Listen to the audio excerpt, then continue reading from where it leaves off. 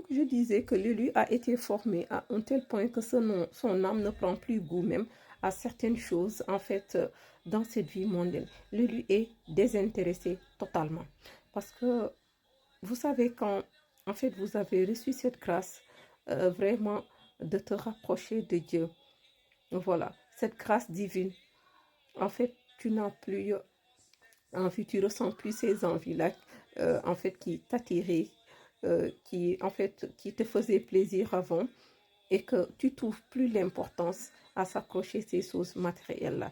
Tu vis normalement comme les autres, voilà, mais en fait, tu les accordes plus d'importance. C'est-à-dire que tu donnes la priorité, euh, ton adoration, ta présence avec Dieu, ta connexion avec Dieu.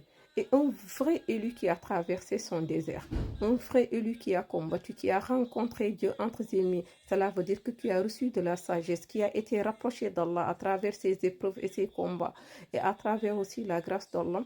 Cet élu, en fait, c'est pas parce que les autres l'isolent ou elle s'isole, mais elle ne trouve plus goût à fréquenter certains endroits, à faire certaines choses. Cela veut dire que tellement, dans les moments de sa solitude, ce qu'elle ou ce qu'il a reçu de grâce, en fait, ce sont des choses, elle a appris à prendre goût à être seule pour adorer Allah. Et que le vrai ou la vraie élue, quand il a déjà traversé son éveil spirituel, c'est lui-même que quand il n'a pas ces moments d'intimité avec Dieu, en fait, c'est là au contraire où l'élu va se sentir étouffé.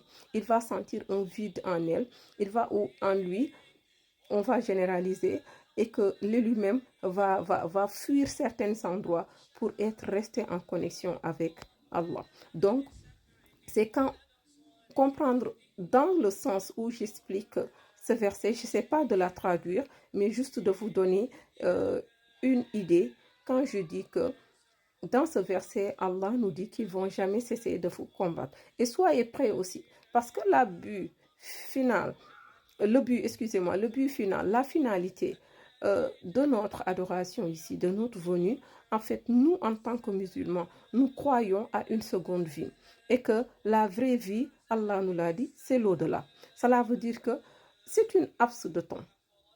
Et que nous, la Oumma du prophète Mohammed sallallahu alayhi wa sallam, vous savez que nous avons une espérance de vie qui n'est pas longue. Ça tourne, ça voisine vers les 63 ans. La moyenne, j'ai dit, il y en a qui vont la dépasser. Et que 63 ans, ce n'est rien par rapport à l'éternité qui nous attend dans l'au-delà. Et que Allah a dit que certains préfèrent cette vie d'ici-bas et que la vie de l'au-delà est meilleure si on savait. Et que, en tant qu'élu, si tu as traversé tout ça, les élus, parfois, ils prient même que, en fait, pas pour demander la mort, pas pour se suicider, mais en fait, ils prient que, en fait, que la rencontre de leur Seigneur avec Allah soit quelque chose qui est meilleur pour eux. Et en fait, parfois même, ils prient que Allah les fait quitter dans ce monde. Mais ils savent que, en fait, même en priant, que Allah a assigné, voilà, un délai à chaque chose et à toute chose. Ils savent qu'ils vont vraiment bientôt partir et que le prophète sallallahu alayhi wa sallam nous a dit dans un hadith que dans ce monde, le vrai croyant, le croyant même, il se sent étouffé ici, il se sent en prison. Et que, voilà, et pour le mécréant, cette vie sur terre est paradis. C'est dans ce sens aussi, il faut comprendre quand l'élu, en fait, ne supporte plus à cette vie que l'élu, en fait, il ou elle a peur de la mort parce qu'il ne sait pas quand il va rencontrer Allah et qu'est-ce qui va se passer. Il a peur de rendre compte à Allah, il ne sait pas. Ok, donc c'est dans la crainte d'Allah que l'élu a peur, mais l'élu n'a pas peur de mourir, n'a pas peur de quitter ce monde. Donc l'élu, arrivé à un certain moment, il préfère même partir que de rester dans cette vie parce qu'il sait que cette vie-là n'est pas pour il ou elle et que cette vie-là, c'est quelque chose d'éphémère. Il ne trouve plus ou elle ne trouve plus le goût de rester dans ce monde. Tout ce qui anime les gens comme festivités, fêtes et tout ça, en fait, l'élu est dans un désintéressement total, même si que l'élu, quand vous la voyez ou quand vous le voyez, il est comme normal comme tout le monde, il s'habille bien, il mange bien, c'est quelqu'un de présentable, mais dans son âme, en fait, il préfère même quitter ce bas monde. Et comprendre aussi pourquoi ils vont jamais cesser de vous combattre. C'est parce que ce qui est visé, pour le fait qu'ils vous combattent, c'est votre foi. Et que tant que vous portez votre foi en vous, ils vont essayer de vous combattre. Et que C'est cette raison aussi qui doit vous faire réfléchir et qui doit vous motiver à vous accrocher plus à votre foi. Parce que dès que vous perdez votre foi, vous allez perdre votre au-delà. Vous êtes venu ici pourquoi? Pour adorer Allah. Et que sachez que ce monde-là est un test. C'est une seconde chance. On a été au paradis.